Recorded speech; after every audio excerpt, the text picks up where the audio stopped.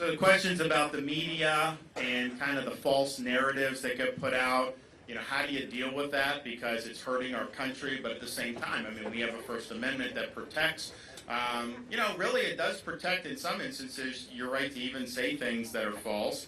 If it's against a public figure like me, you can pretty much say whatever you want, even if you know it's false. It's very difficult to have any type of private action that would actually be effective on that. So listen, I think that you just have to understand where they're coming from.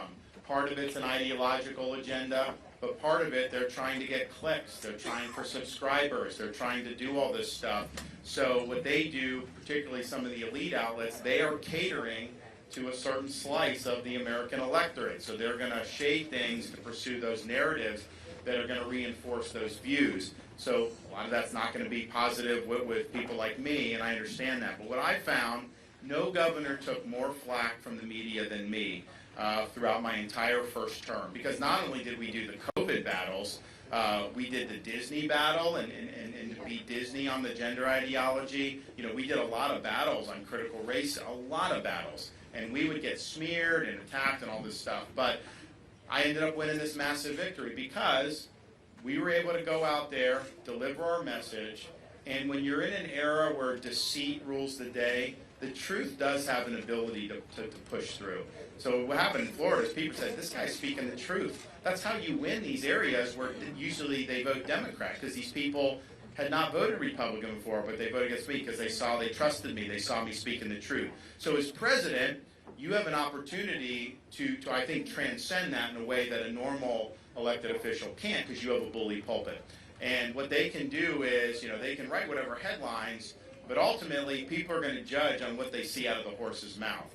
Now, in order to be able to overcome that, the bias and everything, as a president, you got to be disciplined, you got to be focused. When they're shooting at you, don't shoot yourself in the foot.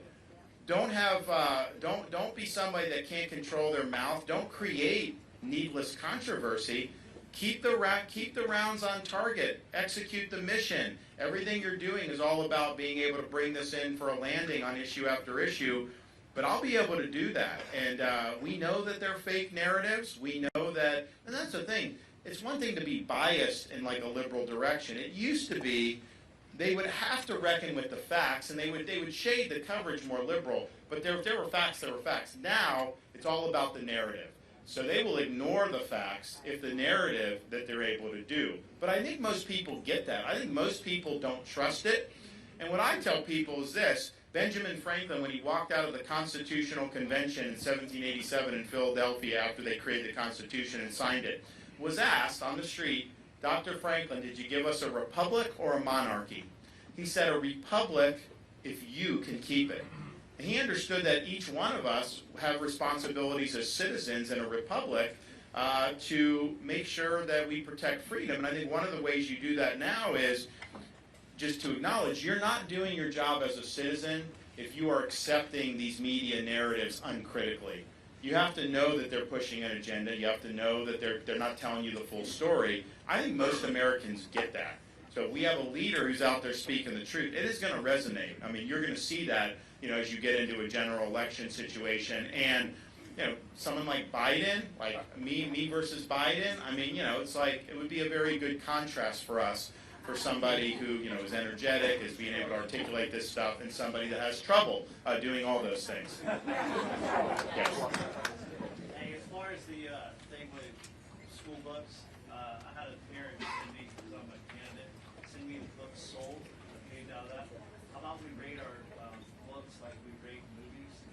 Because it would be PG-13 would only be high school and above, and that's something that I think the whole public could. Yeah, but here's the thing. I totally get where you're coming from. So the question is you do have this problem of these inappropriate books in the schools.